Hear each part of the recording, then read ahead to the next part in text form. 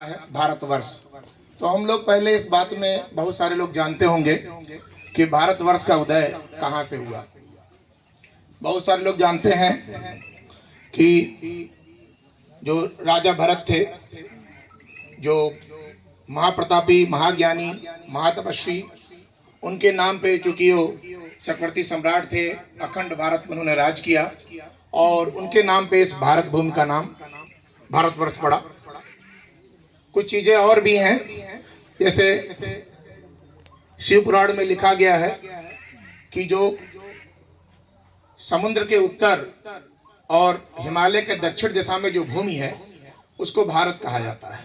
तो आज भी वो चीज यथार्थ है। और कुछ लोग कहते हैं कि भर धातु से भारत का नाम पड़ा। भर धातु का अर्थ है ज्ञान, आध्यात्मिकता। तो जिस भूमि पर ज्ञानी और आध्यात्मिक व्यक्ति निवास करते हैं उस भूमि का नाम भारतवर्ष है। तो निश्चित तौर पे भारत, जिस तरीके से कई सारी बातें कही गई हैं, एक आध्यात्मिक, ऐतिहासिक और सांस्कृतिक देश है जो इन चीजों से प्रकट होता है। भारतवर्ष के बाद जो चीजें हम लोग के मन में आती हैं, भारत माता। भारत माता के बारे में कुछ पौराणिक विचार हैं। जो एक तो अथर्ववेद में इनका वर्णन पहली बार हुआ कि जिस भूमि पे आप निवास करते हैं उसको माता की संज्ञा देनी चाहिए। साथ ही साथ वाल्मीकि रामायण में जब भगवान श्री राम लंका पे विजय प्राप्त कर लिए तो लक्ष्मण जी ने कहा कि ये सोने की लंका है, इस पे राज करना चाहिए हम लोग को। तो भगवान श्री राम ने कहा जननी जन्मभूमिश्च स्वर्गादपि गरीयसी, अर्थात जो जिसने आपको जन्म दिया और जो आपका जन्म स्थान है वो स्वर्ग से ही बढ़कर है। और ये स्वर्गनगरी बहुत छोटी है, तो हम लोग वहां से माता की संज्ञा को लेके चलते हैं, जो पौराणिक बातें कही जाती हैं। आधुनिक काल पे 19वीं शताब्दी के अंत में बहुत सारे जो स्वतंत्रता संग्राम सेनानी थे, उसमें से मुझे लगता है किरण चंद्र जी ने 1973 के आसपास एक भारत माता नाट्य का मंचन किया, जहां पहली बार इस शब्द का प्रयोग हुआ आधुनिक भारत में कि भारत को माता कह के संबोधन किया जाएगा। और उसके बाद इस पे एक पुस्तक लिखी गई, आनंद मठ। बहुत सारे लोग इससे परिचित होंगे, बहुत ही बेहतरीन पुस्तक है बंकिम चंद्र चट्टोपाध्याय जी की 1882 के आसपास, जिसमें उन्होंने जो काव्य लिखा वो वास्तव में वंदे मातरम, जो आजादी के लिए एक बहुत बड़ा योगदान दिया। तो ये वास्तव में भारत माता के जो उद्घोष है, इससे क्या चीजें हम निकल के आई उस समय और आज के परिवेश में क्या चीजें हैं, मैं इस पर प्रकाश डालना चाहूंगा।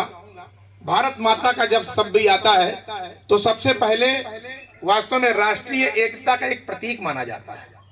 उस समय जब शुरुआत हुई 19वीं शताब्दी में, जब भारत गुलामी की बेड़ियों में जकड़ा हुआ था, भारत माता का शब्द नाम आते ही राष्ट्रीय एकता का इसलिए बात आती है कि हर धर्म, हर जात, हर समुदाय का व्यक्ति अपनी माँ से प्रेम करता है। तो जब भारत माता की संज्ञा दी गई तो लोगों को अपनी मातृभूमि से प्यार होने लगा, इसलिए जो आजादी का आंदोलन था वो बढ़ के लोगों ने हिस्सा लेना शुरू किया। दूसरा एक इसका सांस्कृतिक महत्व है। आप देख रहे हैं भारत माता की जो एक परिवेश है, जो वेशभूषा है, सुंदर आभूषण है, साड़ी बहुत अच्छी तरीके से पहनी गई है, ये हमारी संस्कृति है। और इस संस्कृति की धरोहर को हम लोगों को आगे बढ़ाना है। तो इस जो आज ये भारत माता की जो मूर्ति को या जो चित्र को हम लोग के सामने रखा जाता है, ये बताया जाता है कि ये हमारी संस्कृति है, इस धरोहर को हम लोग लेके चलना है। और तीसरी, जब अभी हम लोग भारत माता की जय का नारा उद्घोष कर रहे थे तो सबके मन में एक स्फूर्ति आने लगती है, चेतना आने लगती है। जिस तरीके से आप अपनी माँ को प्यार करते हैं, आपको उस समय जब आप भारत माता की जय कहते हैं तो आपको इस मातृभूमि से प्यार होने लगता है। तो निश्चित तौर पे ये सब चीजें जो हैं, ये भारत माता के कारण हम लोगों के मन में आई, इसीलिए हम लोग भारत माता, भारत से भारत माता की तरफ आ गए हैं, जिससे ये लगाव हम लोगों का लगा रहे। बहुत सारी चीजें हैं, लेकिन कुछ चीजें और कहना चाहूंगा।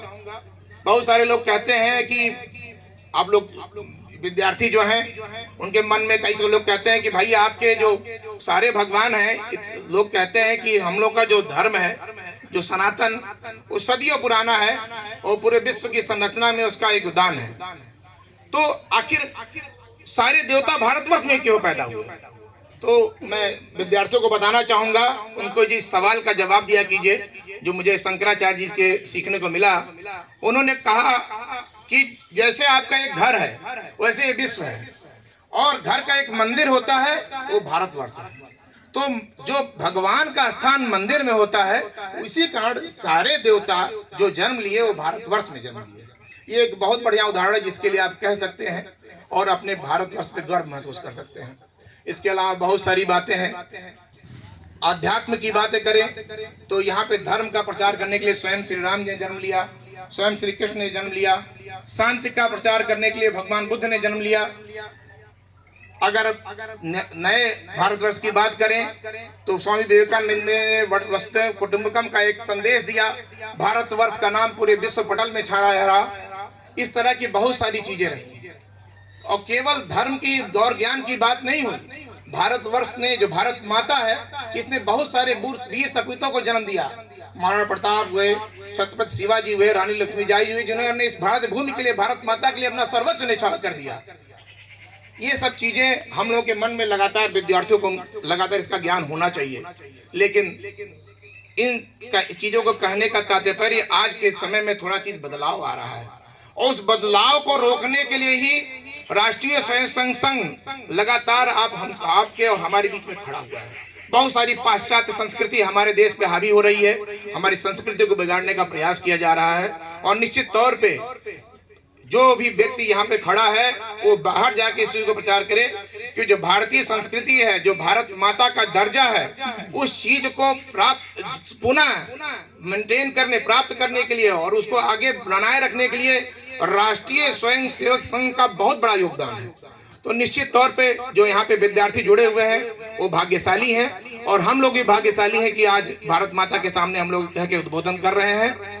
बहुत सारी बातें मन में हैं, लेकिन मैं चाहूंगा जितने भी लोग हैं भारत माता के लिए संकल्प लें। जो हमारा विश्व गुरु बनने, जो पहले रहा है और आज भी बनने का सपना है, इसके लिए संस्कारित बने, अपने स्वदेशी सामानों का प्रयोग करें, बाहर की चीजें कम से कम प्रयोग करें। अपनी घर की महिलाओं को, अपने घर के पुरुषों को कहें कि संस्कृति से जुड़े रहें, आधुनिक चीजों को लगातार एक्सेप्ट करें, उसके लिए मना नहीं है, लेकिन अपनी संस्कृति को कतई ना जोड़ें।